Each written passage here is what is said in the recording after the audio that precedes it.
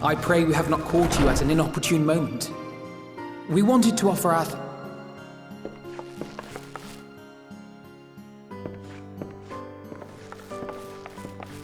Well, I could hardly let that Inquisition go unchallenged. I've always believed that curiosity should be nurtured, not stifled. Thankfully, a majority of my colleagues agreed. A slender majority, aye, but a majority nonetheless. Had the vote not gone our way, we would be having a very different conversation, if any at all. Though I'd like to think you would have not given up on our cause. I'm told you paid a visit to the Annex afterwards. Yes, that's right. I was hoping to speak with the grandchildren of my dearly departed friends Galef and Louisoix in a less dour setting. But it seems I just missed you.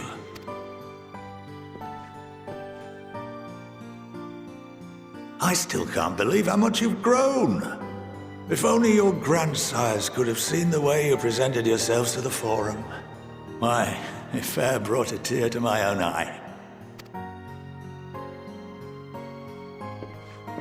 You must have the patience of a saint, putting up with this lot and their antics. Never mind Matoya's prize student. Luckily, I know a thing or two about managing unruly younglings. If you ever need advice, don't hesitate to ask.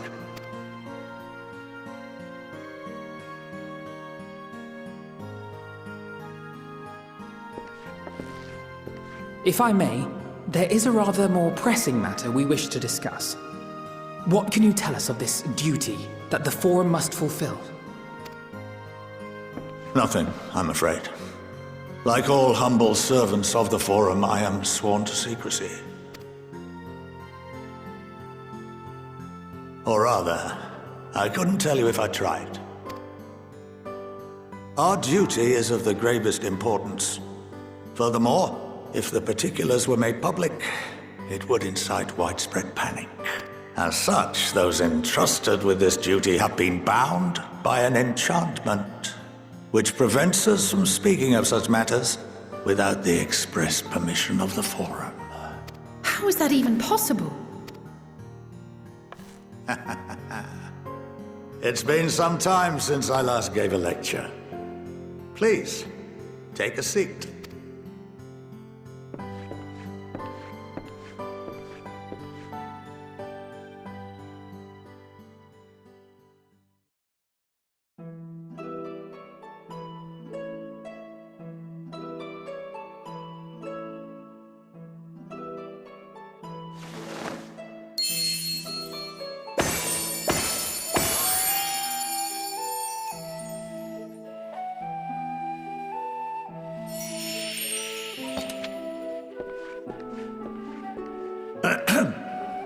We shall begin by reviewing the fundamentals of etherology. The ether, which imbues us with life, can be categorized into three forms. Two are of the incorporeal sort, the soul and the memory. Can anyone tell me the third?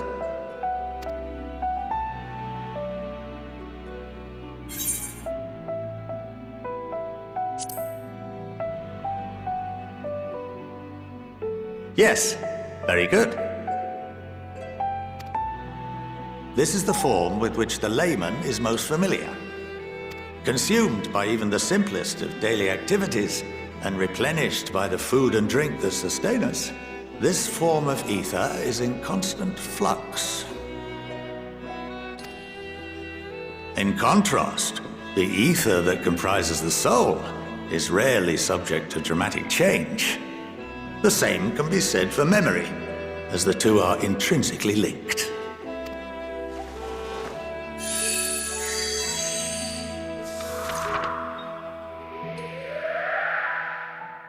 Picture the soul as paper, and memories as words written upon it.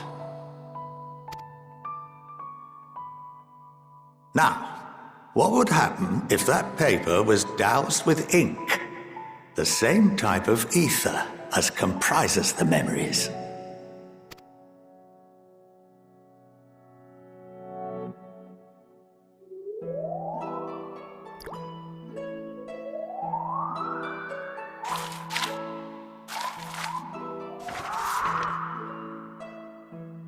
it would blot out everything that was written. Precisely. We would be unable to recall the memories, and any activities that depend upon them would be hindered as well. In fact, this exact phenomenon was observed on a vast scale not so long ago. And what might that have been?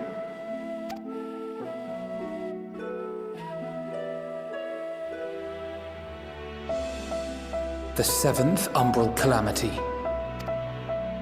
The people of Eorzea vividly recall Bahamut breaking free of the Lesser Moon and raining hellfire down upon the realm.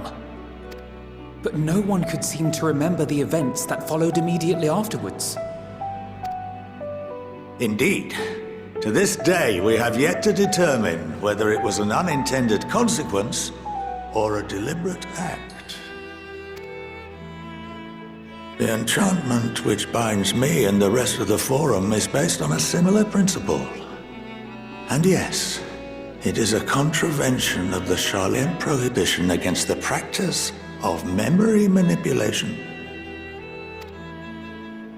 Only when a new member is inducted and told of our great duty are they subjected to the process. A necessary evil. You have my word that it would never be used to manipulate the populace? I should hope not. But can this enchantment be dispelled and your memories restored? If 9/10 of our members give their approval, then the process may be reversed. Then, and only then, would we be able to speak freely to others of our sacred duty. Barring that, we must wait until we return to the ethereal sea.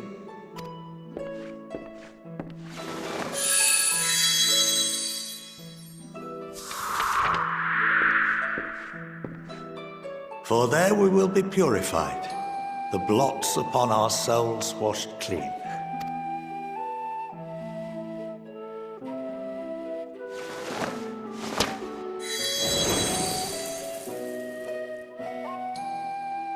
And our memories drift apart and dissolve. Rather defeating the purpose, I suppose.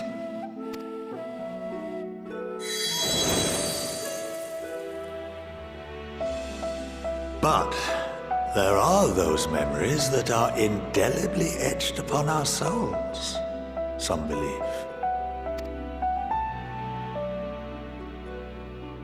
What happens after that? We are reduced to pure ether, coalesce with that of others, and create souls anew. Alternative schools of thought assert souls remain whole and return to the corporeal world, reborn into another form. Both theories have their proponents. Personally, I consider each equally probable.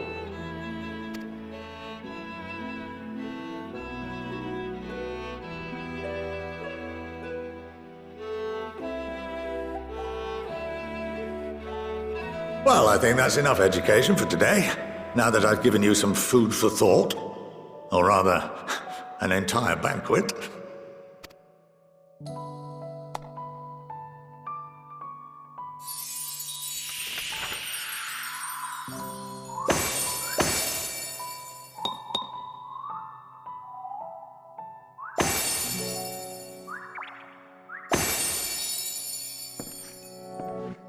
I would remind you that although I'm unable to assist you with certain matters, the resources at my disposal may still be of use to you. I'll arrange for you all to be given the run of Phenomenon. Of course, as associate to our alumni and the students of Baldessian, this privilege is extended to you as well, my friend. Oh, and I suggest you speak with Ki Aliapo. She's well known among the artisans of Sharlayan, and her network of contacts may prove useful in your search for knowledge.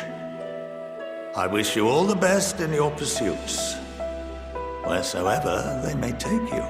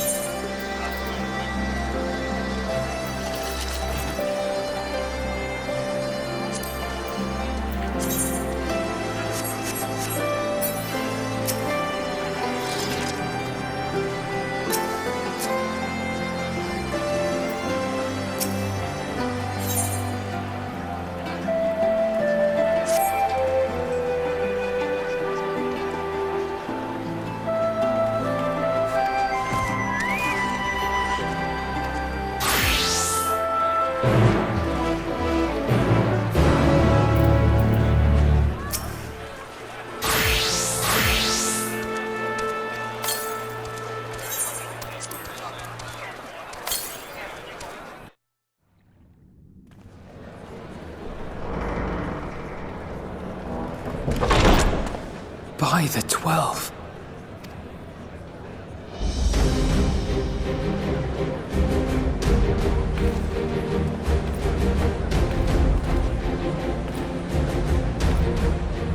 Glad you could join us. I hope you don't mind, but we went ahead and started without you. As you can imagine, our traveling companions were eager to become acquainted. 'Tis a rare thing indeed to see such a diverse and talented group of individuals assembled for a single purpose. We fight not only for the sake of Eorzea, but for the entire world, including the people of Garlemald. Much rides on the efforts of the Ilzabard contingent. Indeed, which is why I am glad to find myself in the company of many trusted comrades, yourselves included. Lucia! I have come at the behest of Lord Emmerich, who has honored me with the role of Ishgard's representative. And for the good of all nations, not least my former homeland, I am determined to see this mission through to its end. We have a hard road ahead of us, but walk it we shall, together.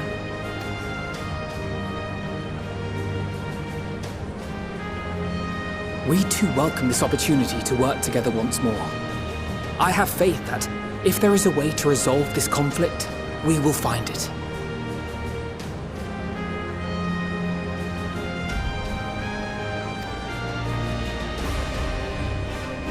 Allow me to introduce you to the rest of our company. Everyone! If I may have your attention.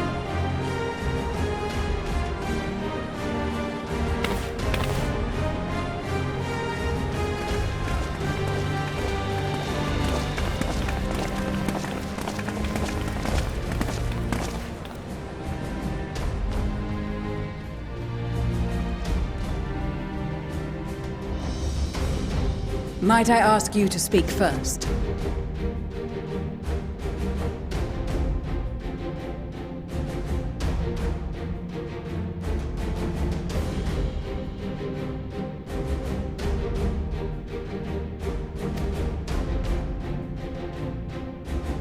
If I must, I am Arun Senna, spokesman for the Gridanian delegation, here on behalf of my esteemed sister, the Elder Seedseer.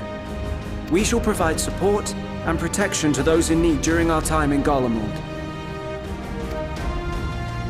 To that end, I am joined by healers selected by the Conjurers Guild, with the Order of the Twin Adder's Finest serving as our escort.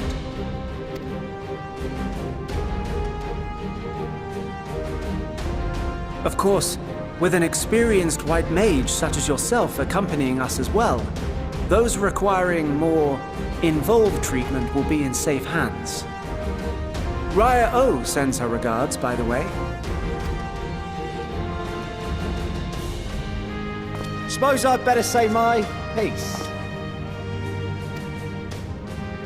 Wait, I know you. The name's Sicard, in case you've forgotten. Truth be told, I'd rather you had forgotten. Any road, the Admiral asked Captain Hillfear to send his best, and for whatever reason, he picked me. Of course, if I'd refused, I'd be the laughingstock of the bloody executioners, and my reputation's taken enough of a keyhauling as it is. But more importantly, like any pirate worth his salt, I know when you're staring down a storm, you gotta trust in the commander of your ship. So if the Admiral wants us to go to Garlemald, not for plunder and glory, but a promise of peace in our time, then that's what we'll do. Since we all know how much the Empire loves its steel, we thought we'd bring along a few smiths to make the most of it. Give them a pile of scrap and they'll cobble together anything you fancy. Of course, just like the Gridanians, we got fighters of our own. We might have come with a more constructive purpose in mind, but we're more than capable of cracking skulls, believe you me. Well, you're certainly raring to go. But then again, so are we. The most dependable warriors of Uldar and Alamigo have assembled at the Sultana and General Aldin's behest. If Garlemald has truly fallen, then the whole place is likely to be crawling with Telophoroi. We'll need plenty of troops to clear and hold a path for others to follow. That's where we come in. Naturally, Marshal Tarapin and I will be leading from the front.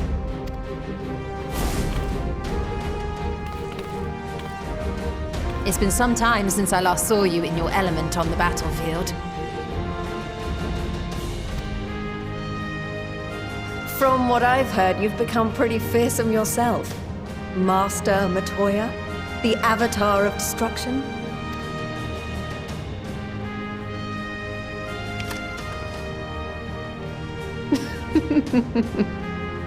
With comrades like these, I know we'll succeed, no matter what awaits us.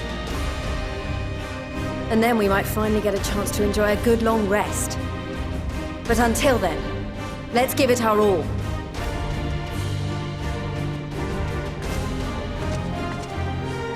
As for Ishgard, we Temple Knights have come in force to uphold our nation's commitment to the peace and welfare of our allies. The bitter cold of Garlemald is a formidable enemy in of itself.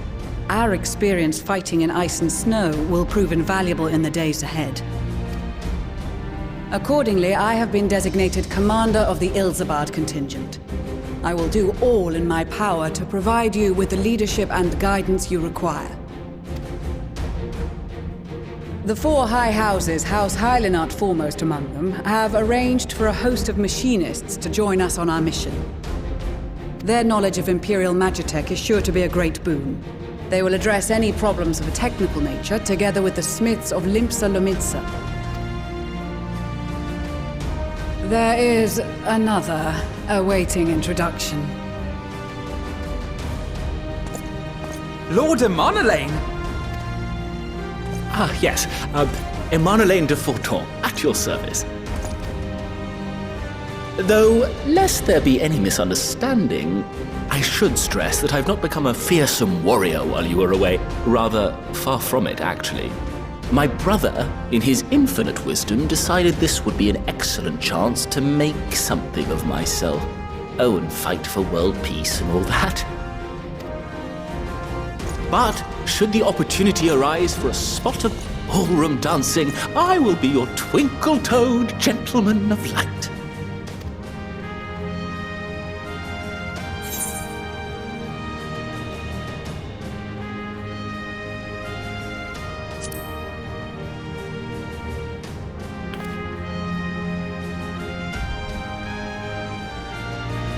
Huzzah! I cannot wait to regale Honoroa with my tales of daring-do. I believe that concludes introductions for the Grand Company of Eorzea. Our allies from the Eastern Alliance were due to arrive some time ago, but it would appear they have been delayed. Would that be the shinobi of Doma? Actually, they've been tasked with relaying messages back and forth between the various Eastern nations. According to Lord Hien, however, an equally capable company of warriors has been sent in their stead. Out of my way, you preening fool!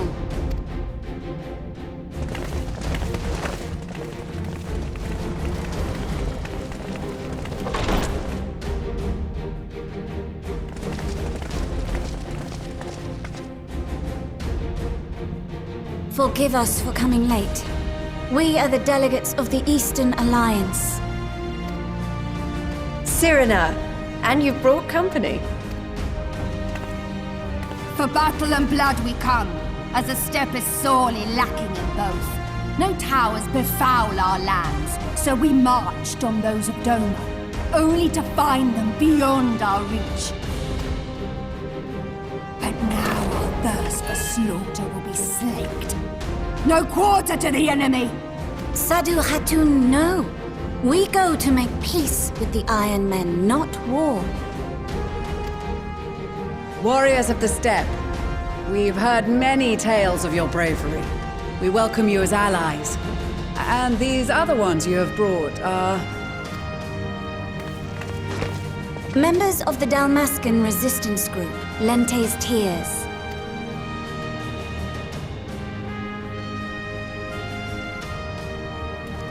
And the Bosnian resistance. Between them, they have a wealth of experience in espionage, and are particularly adept at infiltrating Imperial facilities. Which is fortuitous, since Garlemald's domain is so vast that I could never hope to handle reconnaissance duties all by myself. Dalmasca, Bosnia, Alamiga. All lands which have suffered the tyranny of the Empire. I would never presume to question your motives. Nevertheless, I must reiterate that our goal is to aid the victims of the Telophoroi, the common folk of Garlemald. And they are victims, make no mistake. Though I understand that many may struggle to see them as such. You're more right than you know. For every one of us that answered the call, there were a dozen that refused. Not only in Alamigo, but everywhere we went. And who could blame them? The Empire's always been the enemy. But after seeing what we've seen, fighting and working against and with Garleans, there's no denying the simple truth. They're just people. No different from you or I. They've got their share of liars and murderers, but so do we. So do we all. Fordola, who once swore herself to Garlemald, has proven herself a trusted ally time and time again. Every Eorzean here knows Cid Garland, the Imperial defector who shared with us countless technological wonders. Gaius bloody Balesar himself is working to help rebuild Werlid, a nation he once conquered. So you can believe me when I say that every fighter here understands and accepts that the Imperials are not monsters and are deserving of help. Or at least that they were able to put aside their feelings for the greater good. It won't be easy, but we're all determined to make this world a better place.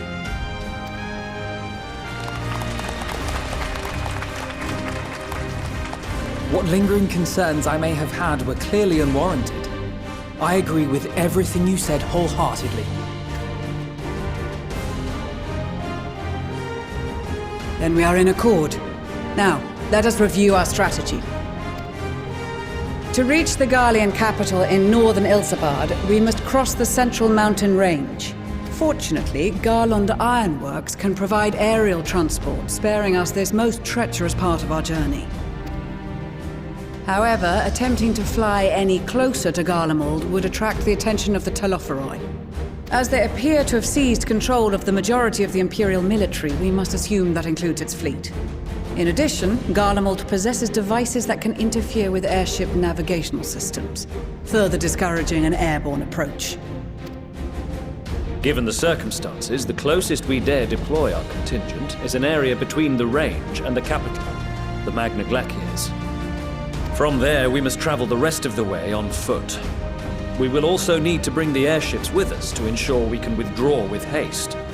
Although much of the terrain will be blanketed in snow, we should be able to make use of local roads and shipping facilities. The vast ice field will afford us an unobstructed view of the surrounding area. On the other hand, it will also allow others to easily spot us. So it is imperative that we only make camp in positions where we can easily defend ourselves. And the airships, which must be kept safe at all costs. We cannot account for every possibility, so we must be prepared to think on our feet. We will be tested. Sorely tested, I expect. But for our homes and for our people, and a people not our own but in need, we will succeed. Spare no effort in your preparations. Once we depart, there is no turning back.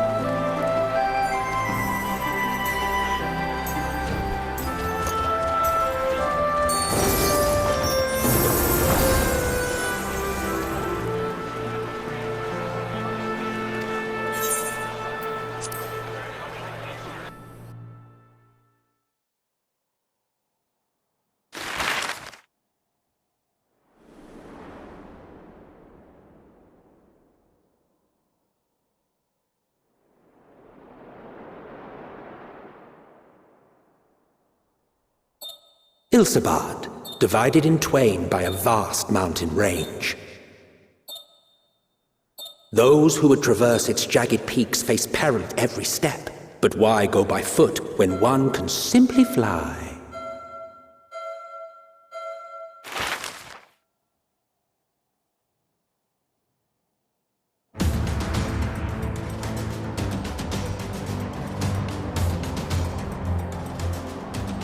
On the outskirts of the Imperial capital, in the frozen wastes of the Magna Glacius,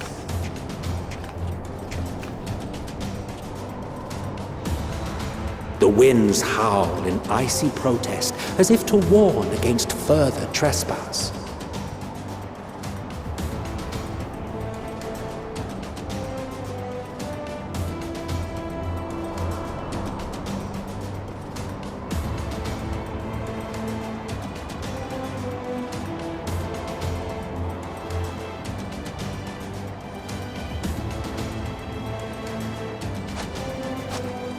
We've received word from Thancred's reconnaissance party.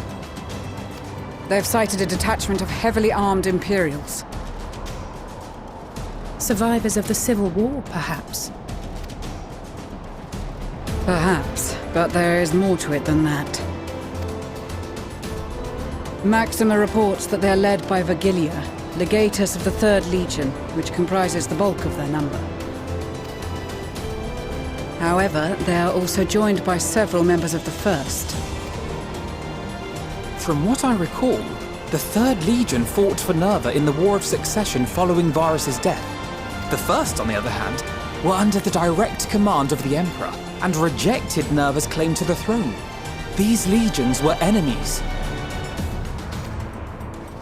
Indeed. In fact, our sources claim that it was a conflict between them that sparked the Civil War. Yet now, these former foes cooperate to defend a ruined Garlemald from invasion. Then it is all but certain they have been tempered. So, what's the plan? If me and my crew is out reaving, we charge straight in, no messing about. But that ain't what we're here for. Quite right. Soldiers or no, they are people of Garlemald. The very ones we have come to aid. Direct confrontation is unavoidable. Nevertheless, we must make every effort to limit casualties on both sides. Rather than kill them, I would remove them from the field.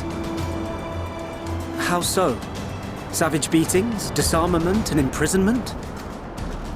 Not impossible, but easier said than done in the heat of battle. Having observed the opposition, I imagine Thancred had something to suggest? He did. He and the other scouts have already infiltrated a supply depot some distance beyond the Imperial detachment's current position.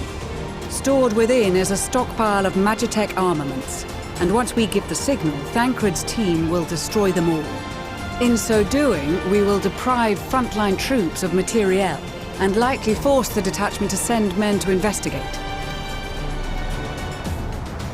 Divide and conquer. Not a bad idea. Once the scouts have finished their preparations, we will split into 2 groups. The first will form the vanguard, while the other brings up the rear with our supplies.